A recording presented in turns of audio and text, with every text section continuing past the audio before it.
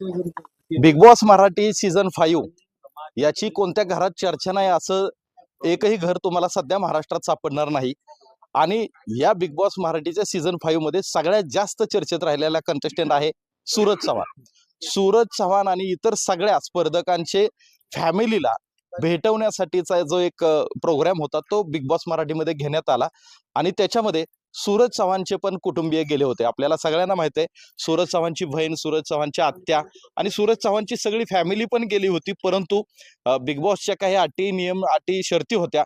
त्याच्यामुळे तिथं आपल्याला माहिती आहे की बिग बॉसच्या घरामध्ये तिघांना सोडण्यात आलं होतं आणि त्या तिघी ज्यावेळेस बिग बॉस मध्ये जाऊन आल्या त्याच्यानंतर त्या तिघींशी बोलायला परत आता त्यांच्याकडं संपूर्ण मीडियाची गर्दी झाली आणि त्या तिघी पण आपल्याकडं आपल्या बरोबर आहेत. आता आपण त्यांच्याशी बोलणार आहोत कारण याच्यातल्या काही अशा आहेत की त्या मुंबईलाच पहिल्यांदा गेल्या होत्या. त्याच्यामुळे बिग बॉसच्या घरात जायचा सगळ्यात तिघी पण मुंबईला पहिल्यांदाच गेल्या होत्या. त्याच्यामुळं बिग बॉसच्या घरात किंवा तिथल्या फिल्म इंडस्ट्रीमध्ये, फिल्म सिटीमध्ये जाण्याचा तर काही प्रश्न उद्भवतच नाही. तर सुरुवात मी तुमच्यापासून करतो. सूरजची बहीण आहे आपल्या बरोबर, तुम्ही सगळे आता त्यांनाही ओळखता. तर मला सांग की ज्यावेळेस बिग बॉसच्या घरात एंट्री झाली किंवा एंट्री करायच्या अगोदर काय होतं सगळं तिथं तो झगमगाट? म्हणजे बरेच जण होते तिथं. हा. आणि आम्हाला एंट्रीच्या टायमिंग म्हणजे आम्हाला व्हॅनिटी मध्ये ठेवलं होतं, दिवसभर ठेवलं होतं बर. की म्हणजे सूरजला सगळे पसंत करतात, त्यामुळे सगळ्यांना त्याच्या फॅमिलीचं शेवटच दाखवायचं होतं त्यांना. मग आम्हाला सगळ्यात शेवट घेतलं तर आम्ही त्या पूजा ताईला सारखं म्हणायचं आम्हाला कधी नेणार. आम्हाला पण उत्सुकता झालती की त्याला भेटण्याची. आम्ही पहाटे 3 वाजल्यापासून इथून उठून पहाटे 3 वाजल्यापासून त्याला भेटायसाठी उत्सुक झालं होतं जाण्यासाठी. ना आम्हाला आतमध्ये नेताना त्यांनी गेट वरून डोळे बांधून आतमध्ये नेलं आणि डोळे बांधूनच बाहेर आणून सोडलं. आम्हाला काय दाखवलंच नाही. आपण इथं बारामती तालुक्यात राहतो, मोडवे गावात राहतो. आपली ही सगळी घरं, इथलं सगळं वातावरण असं ह्याच्या अगोदर कधी पाहिलं होतं का? त्या घरात एंट्री केल्याच्या नंतर तुम्ही काय बघितलं? ते सगळा काचा, झगमगाट सूरज तुम्हाला दाखवत होता. अगदी त्यांनी बाथरूम पासून सगळ्या गोष्टी दाखवत राहिल्या. तुम्ही हे बघितल्यानंतर तुम्हाला काय वाटतं? म्हणजे मी तर नुसतं ते तुम्ही बघितलंच असं व्हिडिओ मध्ये सगळं घरच बघत होते. असं म्हणलं छान आहे तुमचं घर. परत बाथरूम दाखवलं त्याने, बाथरूम मध्ये नेलं, किचन मध्ये नेलं, इथं मी चपात्या करतो, कांदा कापतो दाखवलं. आणि नंतर बाथरूम मध्ये नेलं का सगळ्या काचा. आणि आता आतमध्ये गेलो आम्ही एकदम. आणि नंतर ना बाहेर यायच्या टायमिंगला मलाच समजलं नाही कुठून यायचंय ते. तिथं तुमची गडबड माझीच गडबड झाली. म्हणलं कुठून निघायचंय बाहेर. त्यांनी दाखवलं या इकडून दरवाजा आहे म्हणून. सूरजने ज्यावेळेस सगळं घर दाखवलं त्यावेळेस सूरजचा बेड पाहिला, सूरज कुठं झोपतो हे तुम्ही पाहिला. मला त्या अनुषंगाने एक प्रश्न तुला विचारायचा आहे. सूरज तुझ्या डोळ्याच्या समोर लहानाचा मोठा झालाय. सूरज बिग बॉसला जाण्याच्या अगोदर कशावर झोपत होता? खालीच झोपायचा फरशीवरच. आणि अजून बी फरशीवरच झोपत होता. पण त्याला आता एवढा मोठा बेड भेटलाय आणि त्यात मेन म्हणजे कॅप्टन झालता त्यावेळेस तर वेगळी रूम भेटली होती एवढी सजवून ही करून. त्याने कॅप्टन रूम पण दाखवली आम्हाला. ते दाखवलं. परत ते म्हणलं ह्या रूम मध्ये आम्ही सगळी म्हणजे मला कॅप्टनच्या टायमिंगला ही रूम होती, मी तिथं झोपायचं हे करायचं भेटलं. बरोबर. सूरजची आत्या पण आपल्या बरोबर आहे. तिथे गेल्या गेल्या सूरजने आत्याला कडकडून मिठी मारली. त्याच्यानंतर सूरज तुमच्या पाया पडला आणि हे सगळं होत असताना तुमच्याही डोळ्यात तिथं लगेच पाणी आलं होतं. काय वाटलं? म्हणजे असं हृदय भरून आलं की बाळ मला कधी सोडून राहिलंच नाही ना. आता कसं म्हणजे त्याला मी विचारलं सुद्धा की तुला करमलं का माझ्याशिवाय. आणि तो मला म्हणला तुला करमलं का माझ्याशिवाय. आणि मग रडायला लागला. मला पण म्हणजे रडू आवराना आणि त्याला पण आवराना. मग या बहिणी पण आल्या माझ्यापाशी. आम्ही सगळीजण रडलो की कसं बाळ राहिलं. हिच्यात एक दिवस गेलता तर मी म्हणायची बाळा तू राहायचा नाहीस. तर म्हणला नाही राहतो मी. एक दिवस गेला तर दुसऱ्या दिवशी इथं. असं म्हणजे लय गमताडा येतो. तुम्ही बिग बॉस मध्ये असलेल्या सर्व स्पर्धकांना भेटला. मला वाटतं आता त्याच्यातले समजा 2-3 तुमच्या ओळखीचे होते. म्हणजे आपला धनंजय पवार, आपला कोल्हापूरचा पोरगा. पण त्याच्यामध्ये सगळ्यात जुनं एक व्यक्तिमत्व तुमच्या ओळखीचं होतं, ज्याचे अनेक सिनेमा तुम्ही पाहिलेत.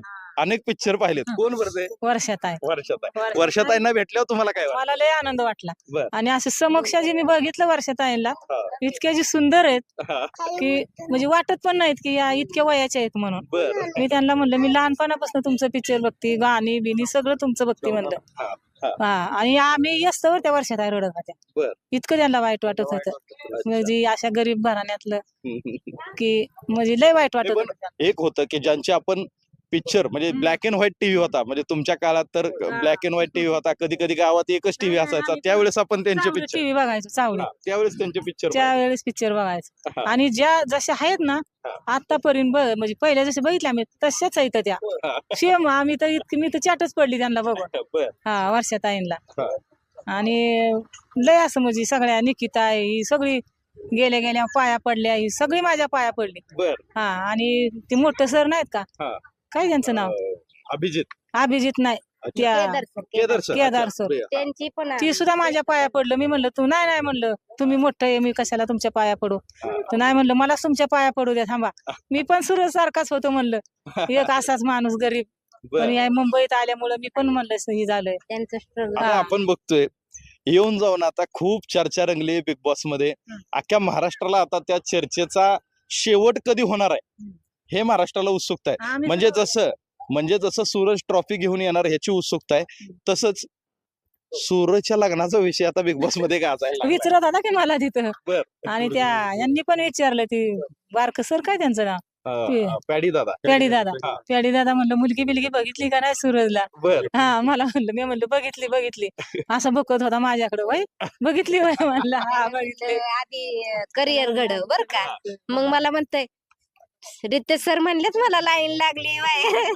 आता लाईन पण आता खरोखर काय ते मुलगी वगैरे पाहिली का नाही तुम्ही त्याच्यात? नाही अजून बघायची. आता आता घरदार ही होऊ द्या ना, त्याचं सगळं नीट होऊ द्या. त्याला लगेच कुठं हा. टायमिंग भेटणार आहे. आता फेमस झालाय, त्याला पिक्चर भेटतील, कुठले शो भेटतील, काय भेटेल अजून परत फोन करते मी सगळ्यांना, पाहुण्या रावळ्यांना, यांना मुली बहिणींना त्याच्या, की बाबा आता बघा कुठेतरी त्याला मुलगी, आपण त्याचं बी गुतवून टाकू. हा नाही काय झालंय आता त्याच्या लग्नाची चर्चा तुम्ही बघताय सगळ्या महाराष्ट्रामध्ये. त्याच्या काय करायचा, लहानच होता ना, मला म्हणायचा तुझ्या पोरांचं कसं लग्न केलं, माझं बी लग्न करून टाक. मी म्हणायचे अरे बाळा चांगल्याला पोरी मिळत नाहीत, तू एक तर कुठं तरी चांगला हो म्हणजे मिळेल तुला बायको. मग आता म्हणला बायको आता मिळेल का, ती पेढी सर काय ते म्हणलं आता तुला पेढी दादा म्हणलं तुला आता लाईन लागत. मग लय हसला. काय सांगताल ताई, तुम्ही जाऊन आला तुम्ही यांना सगळ्यांना घेऊन गेलात होता. मला बी लई इच्छा होती सूरजला भेटा म्हणून. 2 महिने झाले त्याला बघितलं नाही मी. आता रोज माझ्यावर कामाला ना, मला वाटायचं बाळाची आमची गाठ पडन, त्या आतुरतेने मी गाडी चालवायची. कधी येते गोरेगाव. आणि त्यात काय झालं, अटल सेतूला लागलो की तिथनं डायरेक्टच वडाळ्यात गेलो की आमच्याकडून लोकेशन पोरांकडून चुकलं. मला जो रोड माहित होता ह्या मार्गावर माहित होता, तिथं आम्ही अर्धा पाऊण तास वडाळ्यात फिरत बसलो. मग नंतर परत तिथनं पुढे धारावी झोपडपट्टी आली, झोपडपट्टीत अर्धा पाऊण तास गेला. आम्हाला वाटायचं आता उशीर होतोय काय. मग तिथनं एकदा मग तो मेन रोड लागला का, आपलं छत्रपती शिवाजी टर्मिनल, तो रोड लागला का, मग माझ्या ध्यानात आला आपण या रोडने आलोय. मग गेलो तिथं गेलो की मोठी ही आहे ती दादासाहेब फाळके फिल्म सिटी. तिथे गेलो की मिलिटरीवाल्यांनी आम्हाला अडवलं की कुठं. आम्ही म्हणलं सूरजच्या गावावरून आलो आम्ही. मग ते म्हणले तुम्हाला मेसेज आलाय का. मेसेज त्यांना दाखवला. मेसेज 1:30 वाजता. आम्ही पोचलो आकडे 11:30ला. मग त्या मॅडमला फोन केला, मॅडम म्हणलं आम्ही आलो. मग त्यांनी सांगितलं की सोडा आतमध्ये. तिथं आतमध्ये गेलो की आम्हाला मोठी व्हॅन दिली बसायला, हे करायला. गेले की चहा झाली की 15-20 मिनिटांनी नाश्ता, की दुपारी लगेच जेवण. आम्हाला म्हणजे त्यांनी चांगली बिग बॉस वाल्यांनी भरपूर ही केलं. मग तिथं सगळे आले होते. जान्हवीचे वडील आलते, जान्हवी म्हणते ही निकीचे वडील, पॅडी दादाच्या मुली, परत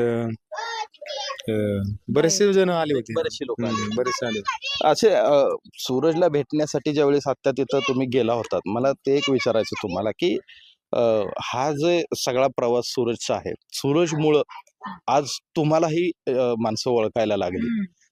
सगळ्यात महत्वाचा विषय असा आहे की सूरज जो कधी एक दिवस घर सोडून राहिला नाही, ह्या मातीशी त्याची नातं आपल्याला माहिती आहे. त्याला चप्पल सुद्धा घालायची सवय नाही. तिथलं वातावरण त्याला सूट होतंय का, तुम्ही त्याच्याशी काय चर्चा केली का? केली की म्हणलं की मला म्हणला माझं पाय आत्या बरोबर पडल्यात का ग, तर म्हणलं हा पडल्यात. म्हणलं तोंड गोरं पडलंय का?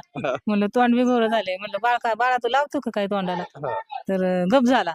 मी तर त्याला म्हणायचे ना, त्या टुपा लावू नको, काय लावू नको, क्रीम लावू नको, त्वचा खराब होती. म्हणलं नाही आता गोरा झालोय का मी? म्हणलं हा झालाय गोरा.